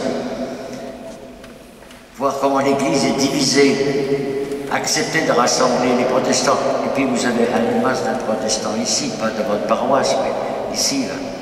Voilà. Allez vers l'autre. Les musulmans, allez vers eux. Il y a un truc au niveau présidentiel avec Zemmour qui nous fait un charabia incroyable. Voilà. Dis donc, quand je suis arrivé à Paris, j'ai vu les émigrés qui travaillaient sans... La femme ne rentrait pas. Ils faisaient un gosse tous les 2 ans, ils allaient là-bas tous les 2 ans, ils faisaient un gosse. Et puis Giscard a permis le rassemblement.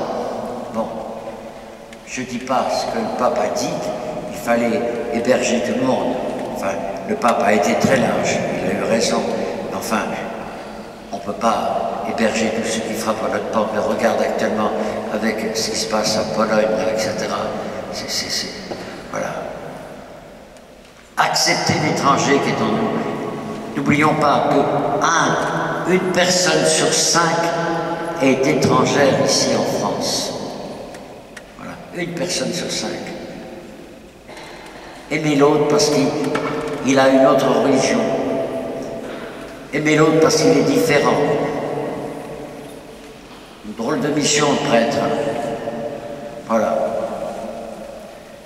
Allez, il y a 2 questions devant. Merci pour la question, frère. À la jeunesse, la 5e question. Enlève ton masque une seconde, oui.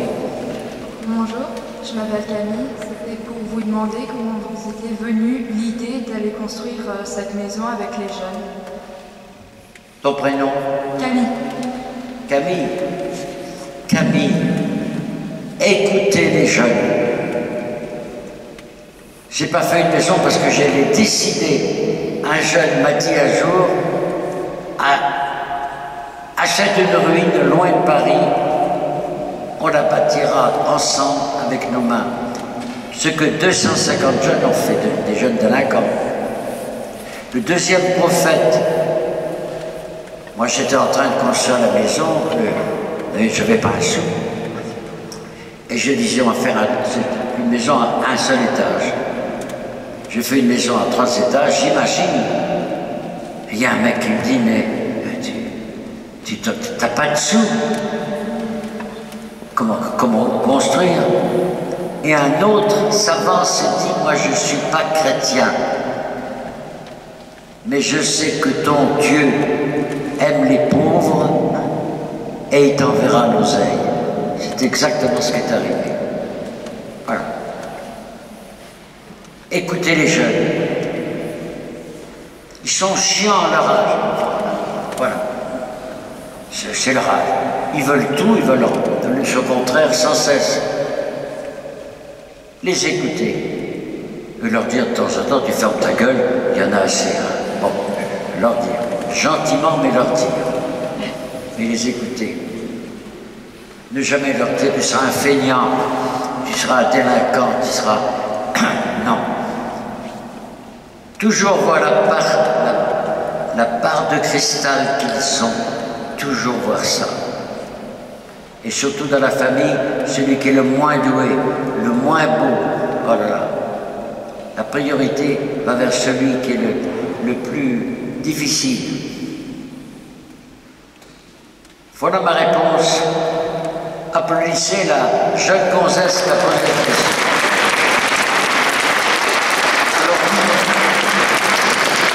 Voilà, je viens avec Émilie. Émilie qui souhaite te poser une question. Bien, bien.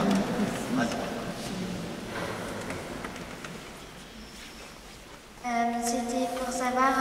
Attends, ton prénom? C'est Émilie. Émilie. Vous êtes né le combienième? Bien compris. Excuse-moi, mais je ne suis pas sûr. Qu'est-ce qu'elle dit? Vous êtes né le combienième? Ah, je suis le 3e. 3e sur 15. Sur 15. Et toi, combien tu as de frères et sœurs? 2 frères. Combien? 2 frères. 2 frères. Et toi, tu es l'aîné? Non, je suis la plus petite. Là? Je suis la dernière. La dernière, donc la plus chiante. Bon, qu'est-ce que tu vas faire plus tard, Émilie? J'ai plusieurs idées. Qu'est-ce que tu veux faire? Assistante maternelle. Assistante maternelle. Ou peut-être chocolatière. Ou d'être chocolatière. Applaudissez la chocolatière.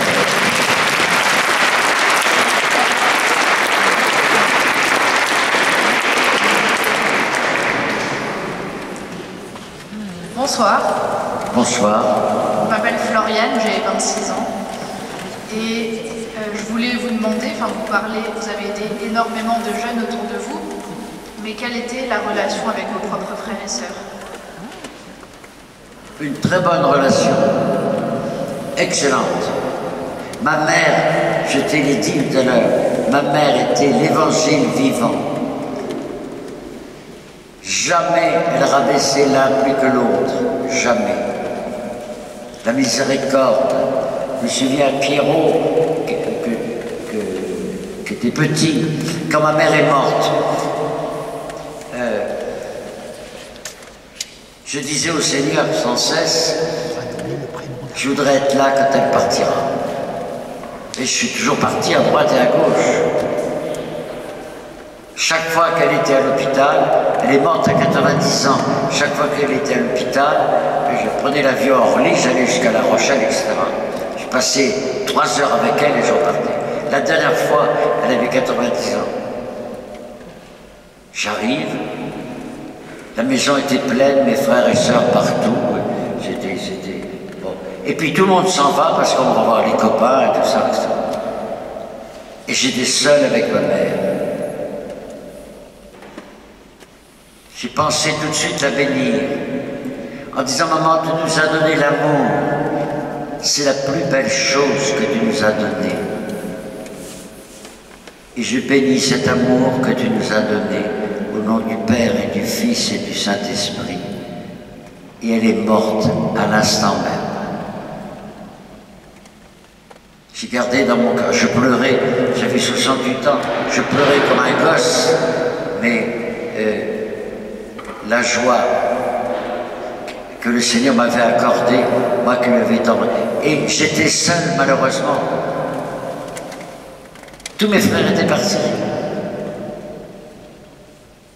Le Seigneur, de temps en temps, nous accorde, il a dit, toute prière sera exaucée. C'est une chose qu'il faut qu'on répète sans cesse, nous les prêtres. Toute prière est exaucée. Souvent on dit, oui, mais il a oublié, il y a trop de choses peut-être. Mais toute prière est exaucée. Toute prière pure, évidemment. C'est l'une des plus grandes choses de notre évangile saint. Le Seigneur est avec nous. On ne peut pas le toucher, mais vous allez le toucher demain. Vous allez toucher le Seigneur. En recevant la communion, vous allez le toucher. Et vous pouvez dire à tout instant dans votre vie, Seigneur, tu es là de toute façon. Et le Seigneur vous exaucera. Voilà. Voilà ce que je voulais te dire de ma mère. Chose merveilleuse. Autre question, oui. Bonsoir. Moi c'est Thérèse du coup. Et je voulais savoir par rapport, la première fois que vous avez visité des jeunes en prison, quelle était votre approche du coup pour les accrocher? Mon approche avec les jeunes en prison, c'est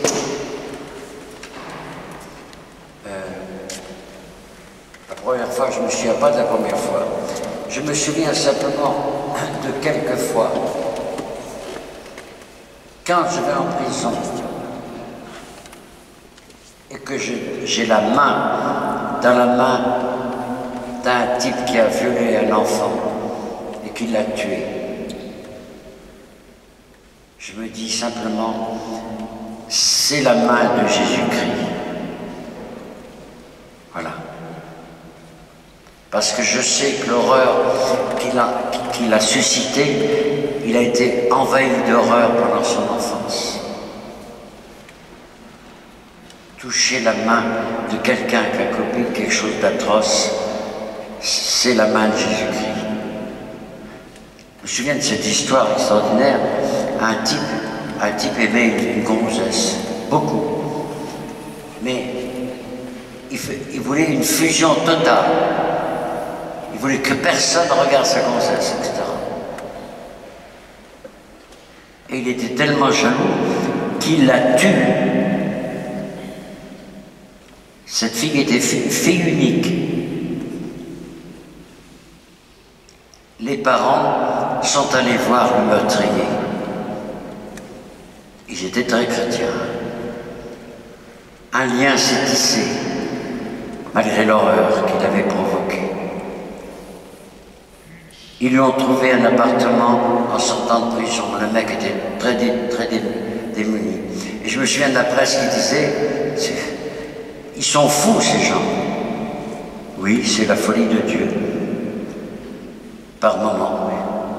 Il y a des gens qui sont capables de vivre cette folie de Dieu. Voilà. serrer la main de tas de personnes, des milliers, serrer la main des... Oh là là. J'ai dit la messe aussi très souvent. Ne jamais mépriser quelqu'un ou haïr quelqu'un pour ce qu'il a fait. En disant c'est mon frère, il a péché gravement, d'accord, mais c'est mon frère, ma sœur. Allez, encore une ou deux. Merci pour cette question, elle est très belle, très belle, très importante. Je m'appelle Laura, j'ai 18 ans et j'aurais aimé savoir si c'est réellement un jour possible qu'une femme puisse devenir prêtre pour vous. Qu'une femme devienne prêtre. Oui. D'après ce que je sais, la femme ne veut pas d'abord être prêtre. Mais je pense qu'elle soit déjà diacre sera capital. Qu'elle puisse marier, baptiser et prêcher, ce serait formidable. On verra l'Église, l'Esprit Saint a fleuri dans le pape François pour désirer déjà des femmes diacres. Et je pense qu'on aura des femmes diacres, certainement. C'est les femmes qui entouraient le Christ sans cesse. Les hommes étaient des enfoirés, Saint-Pierre et toute la bande là. Ils se paraient comme des taupes quand le Seigneur était les critiquer.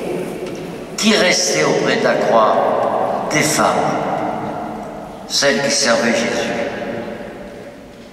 Voilà. Comme je disais tout à l'heure, l'Église doit être gouvernée par les femmes et les hommes. C'est pas que je veux une papesse, non. Mais, voilà.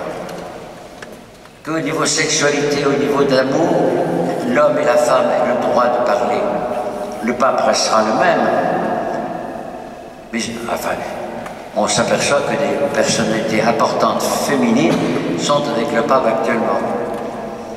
Qu'elles soient diacres.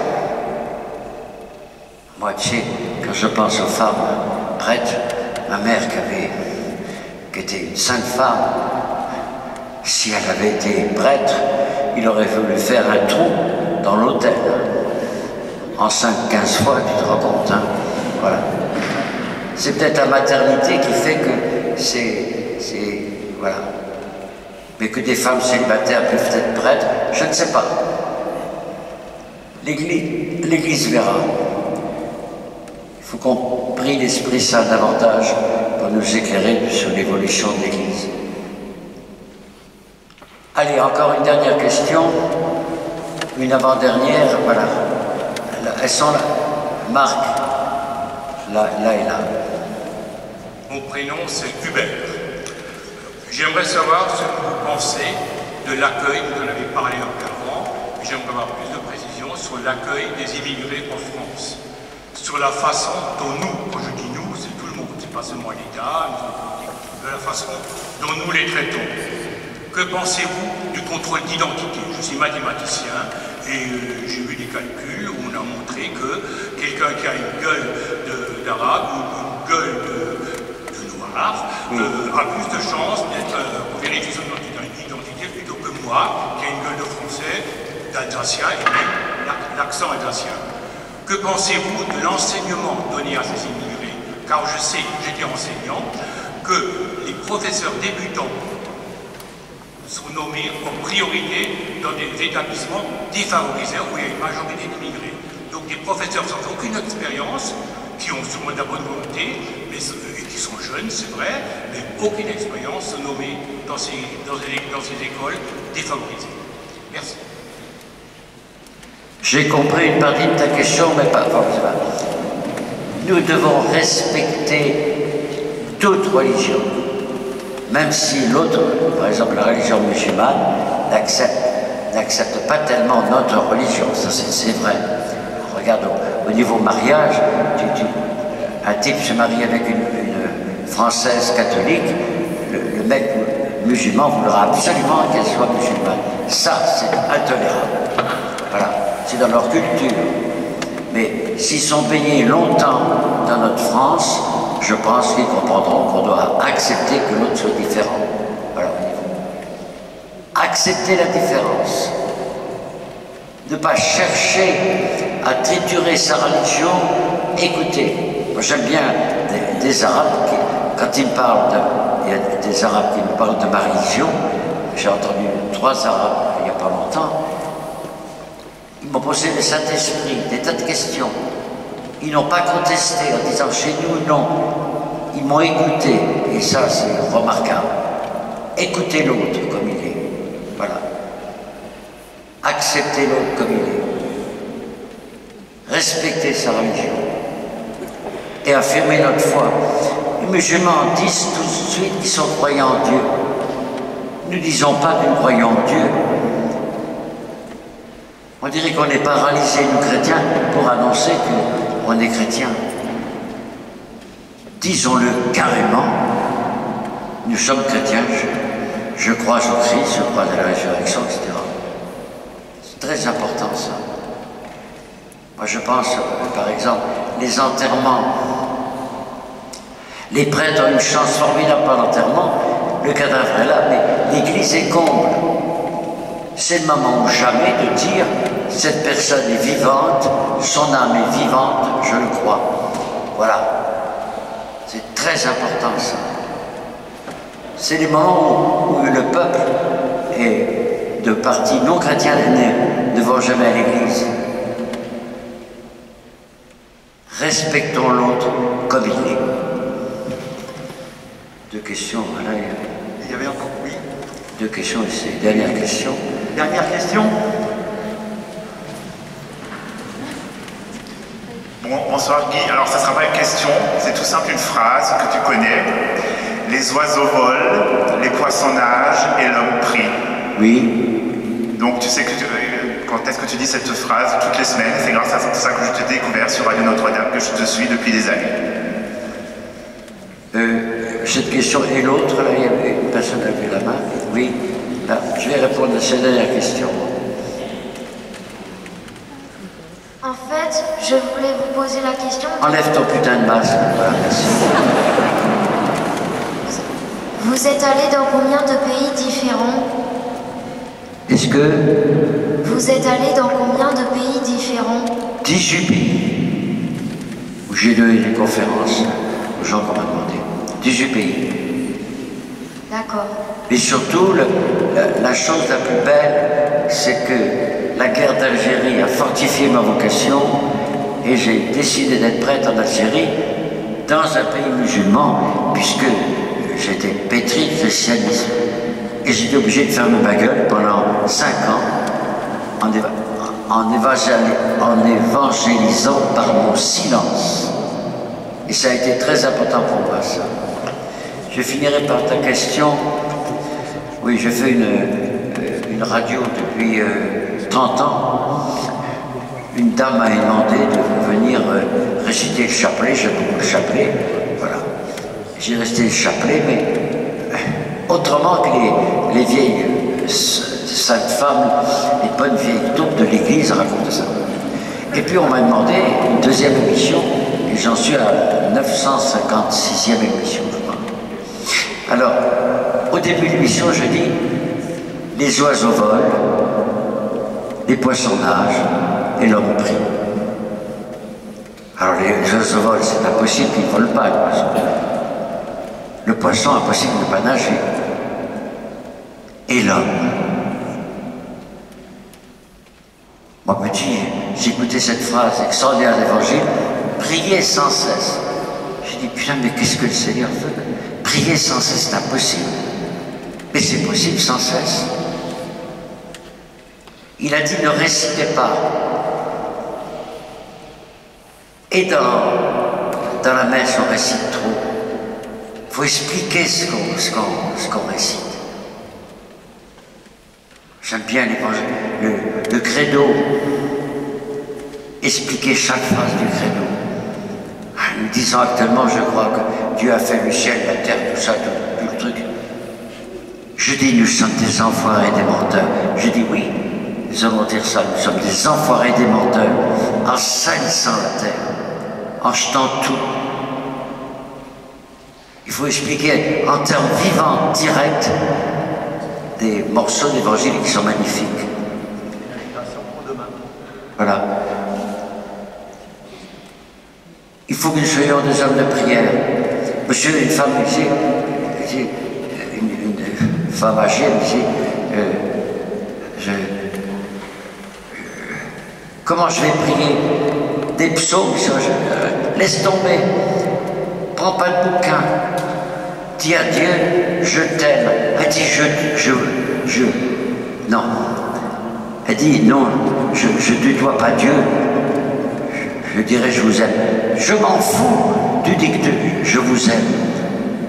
Mais on peut dire à Dieu qu'on l'aime tous les instants de notre vie, en faisant le ménage, en balayant, en mangeant.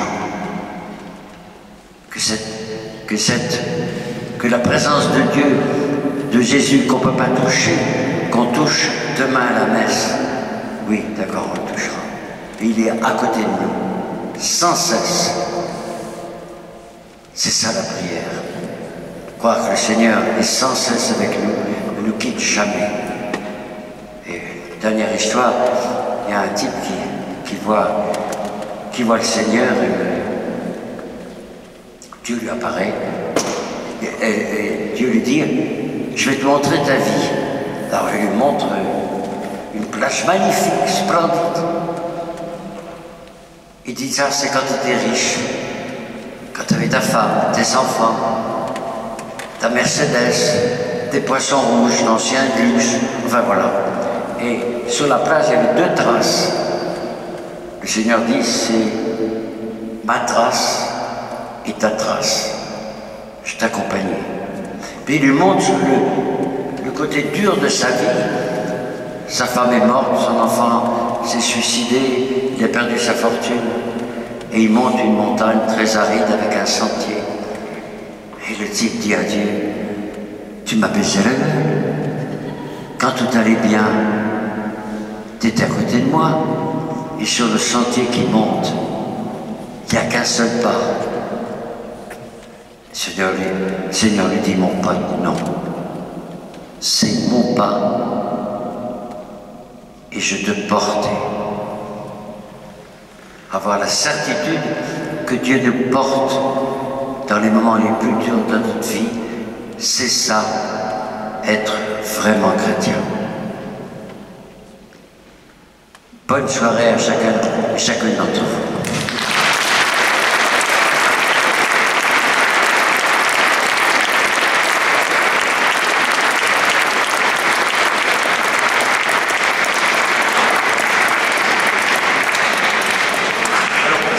Pour ceux qui ont déjà, ou celles qui ont déjà acheté des ouvrages, vous pouvez venir ici.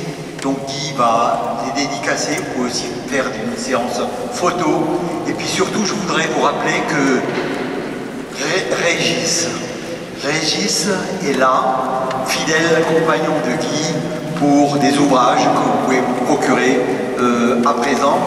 Dernière petite recommandation, demain matin, puisque le Père Guy Gilbert nous a parlé de la messe. Oui, demain matin, à 10h30, il y aura ici même la messe qui sera présidée par Guy demain matin.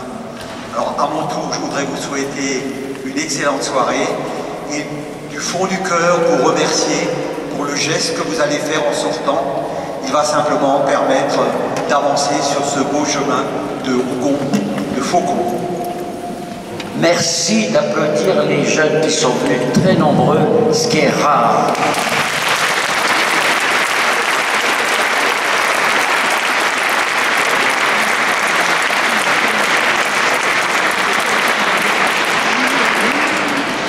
Alors, on salue votre prêtre, et est-ce qu'il y a d'autres prêtres ce soir? Non. Je crois pas. Saluez celui qui est à vous complètement.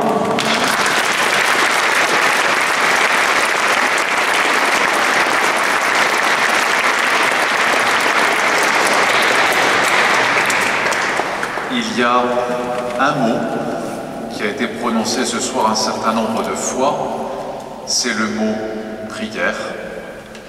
Et je crois qu'il serait bon qu'on puisse terminer cette soirée, passer en votre présence, tout simplement en priant. Nous l'avons compris, la foi, ce n'est pas simplement des mots, ce sont des mots que l'on incarne. On y met du sens, on y met de l'amour.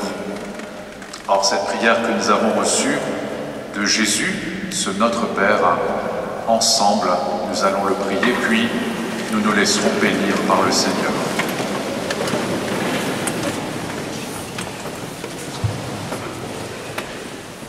Lentement, disons le Notre Père pour bien penser notre prière, pas la réciter, lentement, en pensant, donne-moi aujourd'hui le pain du jour, de dire la bouffe ce qu'on mange, etc., mais donne-moi la puissance de croire que tu es avec moi tous les jours.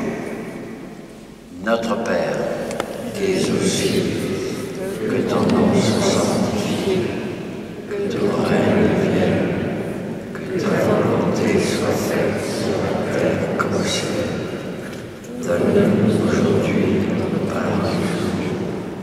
Pardonne-nous nos offenses, comme nous pardonnons aussi à ceux qui nous ont offensés, et ne nous laisse pas de tentation, mais délivre-nous du mal. Amen. Je bénis tous ceux qui ne sont pas chrétiens, il doit y en avoir, tous ceux qui ont une autre religion. Je bénis vos familles et tous ceux et celles que vous n'aimez pas. Au nom du Père et du Fils et du Saint-Esprit. Amen. Bonne fin de soirée.